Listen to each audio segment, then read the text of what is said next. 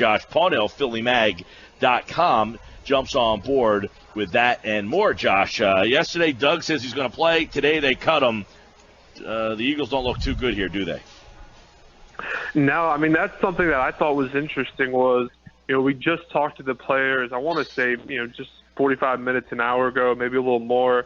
The locker room was opened up after practice, as it always is.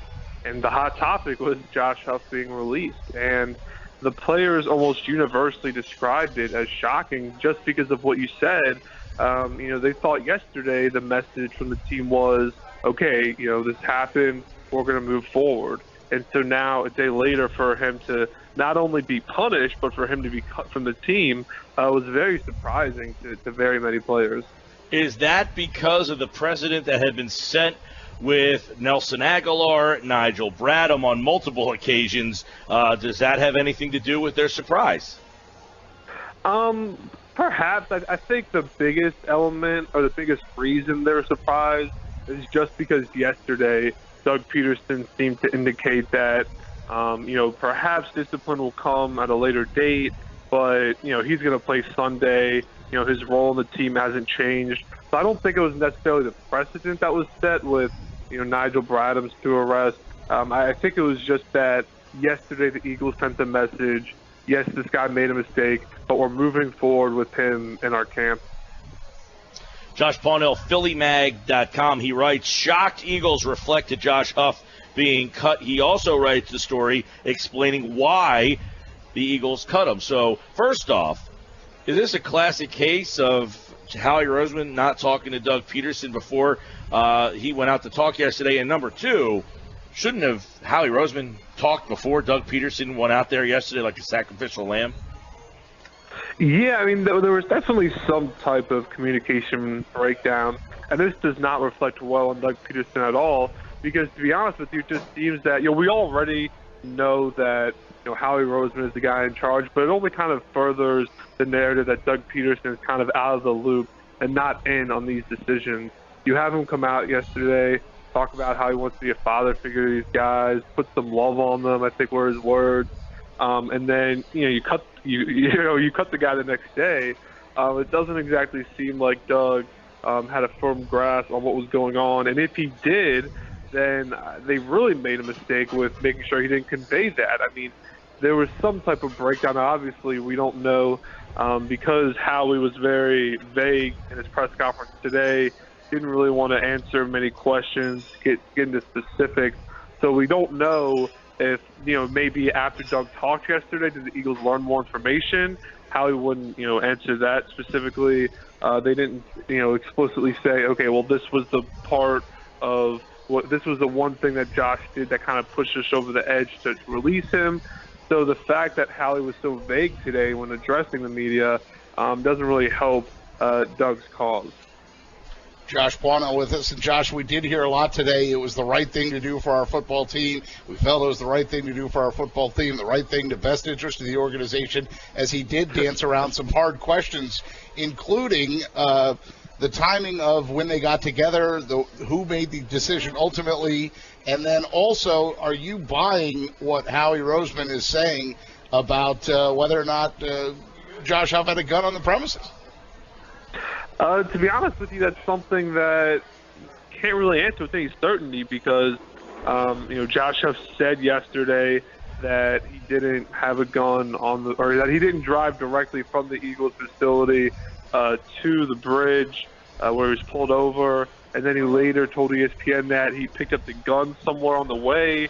Which, I mean, I'm definitely not going to say he's not telling the truth because maybe he did, but. I think it's fair to wonder whether he did violate league policy and have a gun on the Eagles premises at the NovaCare facility. So it's really hard to say. The one thing that, Josh was pulled over, 10 or 11 a.m. yesterday, or on Tuesday, excuse me. And, he was in the Eagles facility Tuesday morning. So, it wouldn't shock me based on the timeline if he did, but I don't think you can say with certainty that he had it just because he said he didn't, and then also the Eagles said that they did not find that he had a gun on the premises. So So let's try to put the pieces together here, Inspector. The timeline here is odd because Doug said yesterday he was in the building to watch film, correct? Yep. What time's that, Josh?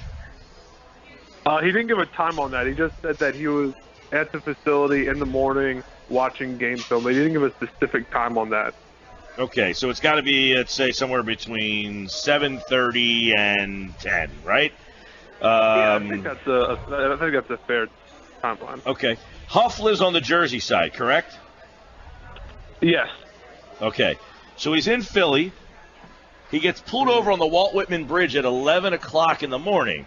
Are we to surmise he came to the facility, went back to Jersey, came back into Philly, and then was going back to Jersey? He had to have had that gun on the Philly side to start his day. Is that fair to assess? Maybe. I mean, I know it's not. I mean, I think it's very fair to question his account of him saying that he did not have the gun on the premises. I think it's fair to wonder if he did because of the timeline.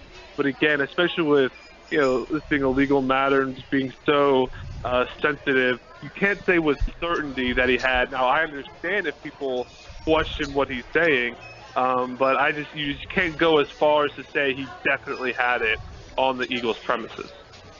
Nigel Bradham's name was brought up today, Josh, when Howie Roseman met the media. And how did he answer what the difference was between what happened with Nigel Bradham and what happened with Josh Huff?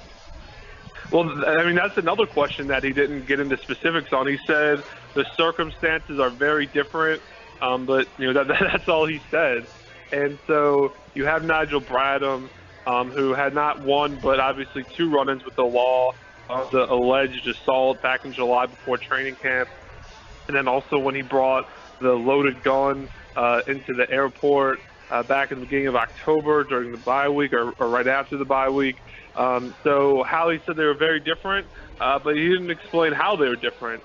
Obviously one of the big differences was Nigel Bradham had a permit in the state of Florida to carry the gun, and Josh Huff did not have a permit in the state of New Jersey to carry the gun. So that's a very significant difference. And then also the type of bullets, Josh Huff having the hollow point bullets.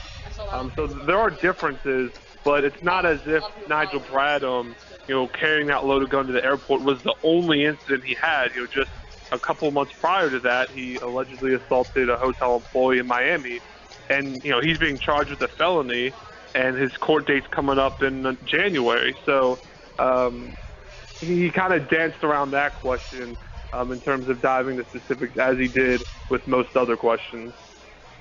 Mike and I were talking, Josh, about the way the decision came down, how they basically sent Doug out yesterday to say that he was going to play, and then today he gets released. I know Howie was asked if Josh Huff's comments had anything to do with him being released, but my question to you is, whether they admit it or not, do you think that his comments and the way that Josh Huff was not grasping the severity of the situation, did that have something to do with why? And I just want to interject to that question real fast, which I think is a great question, is they had to have known before Reich spoke today. How did they send Reich out there today? And I know you guys didn't grill him, but he did get one, and it was like, you're making me have to talk about this now? Like, how did Howie go after the coordinators? I thought that was another blunder today. But the thing that Pete said kind of interjects with how this is all handled.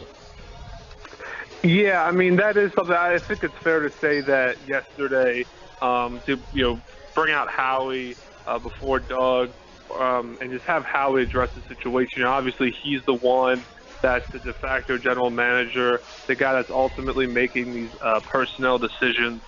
So I do think it's fair to say, should Howie have spoken yesterday and been the first one, so he could have kind of taken the heat and not made Doug go out there when maybe, I don't want to say when Doug wasn't in the loop, but after these events, it doesn't seem like he was completely in the loop.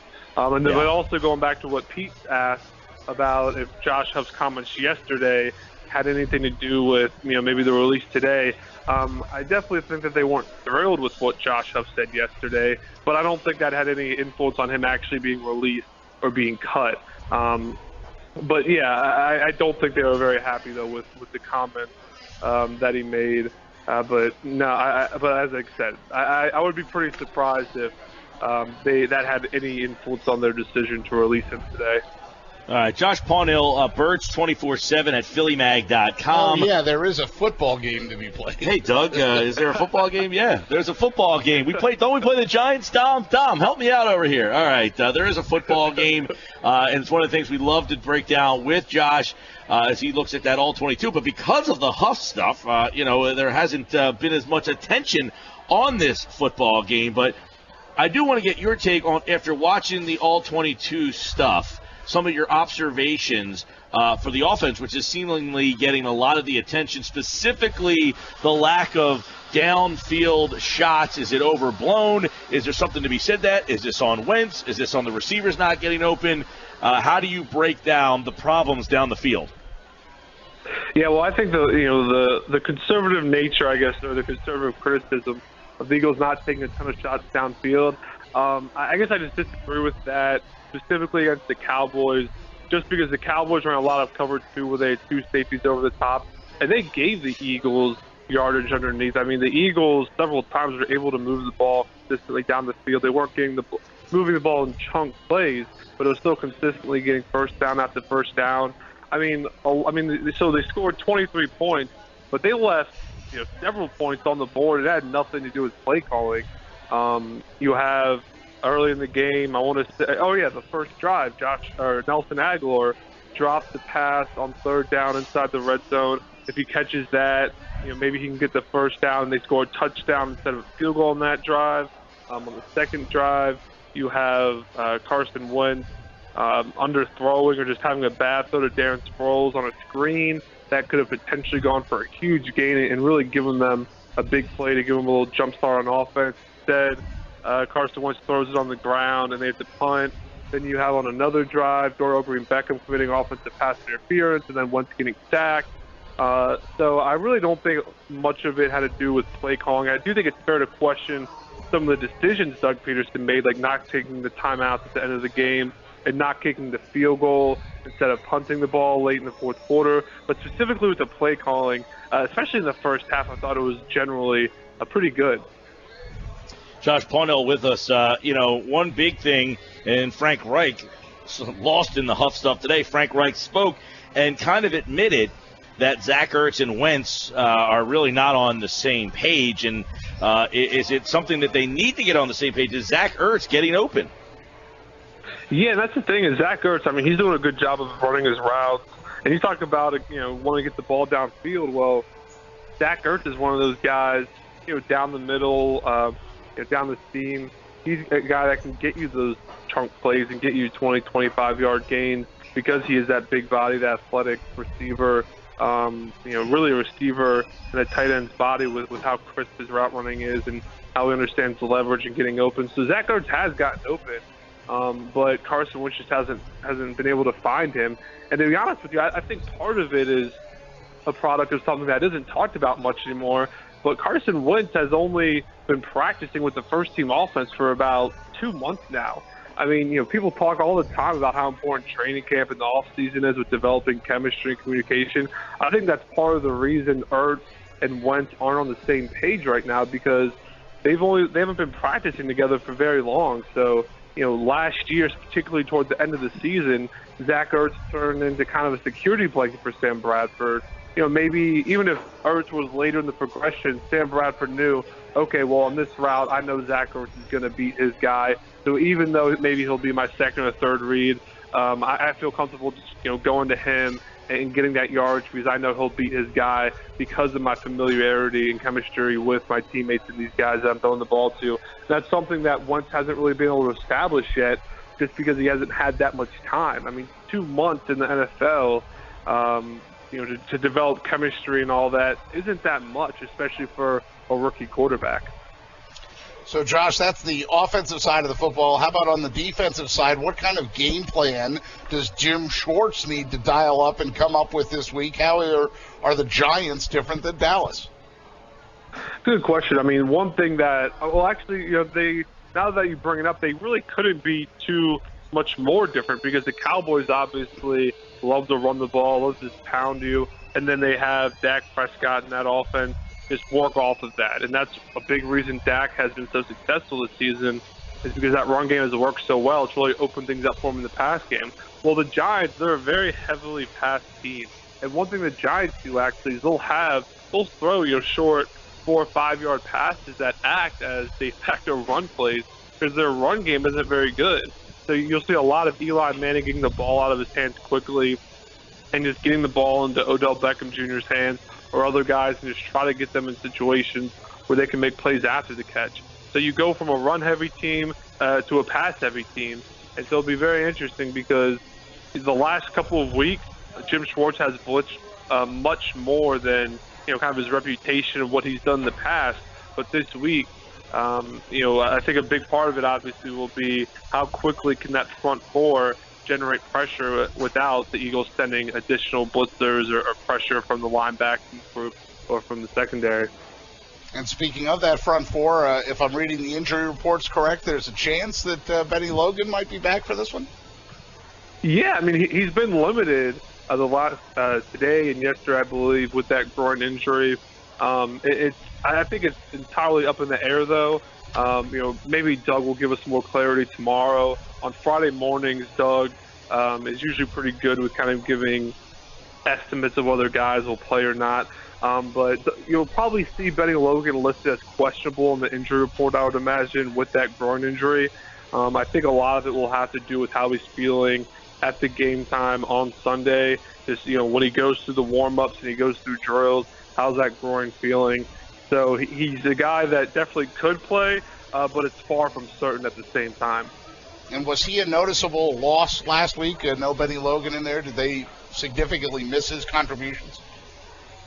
I mean, I do think that there is a clear drop-off between Benny Logan and Bo Allen, but I really don't mean that, though, as an insult to Bo Allen. I actually think he's done a pretty good job stepping in, but Benny Logan has been playing at a high level this year.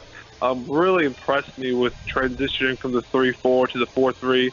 We all knew that guys like Fletcher Cox, Brandon Graham, Vinny Curry would benefit from moving to the 4-3, but Benny Logan's a guy that obviously had a lot of success in the 3-4 and has had as much success, if not more, in this new 4-3 scheme. Against in that Washington game, he was probably the only player on the Eagles defense who had a good game. So he's definitely a guy that, although Bo Allen has done a nice job of filling in for him, it is tough to replace a guy like Benny Logan. So if they can get him back for this game, that'll definitely be a big addition for them. Sports Best Live, he's Josh Paunil, PhillyMag.com, Birds 24/7, Eagles Giants coverage right there. And, of course, Eagles and Giants, the pregame coverage starts at noon right here on 97.3 this Sunday. Merrill and Mike have the call at 1. Always good, Josh. Thanks, man. Thanks for having me, guys.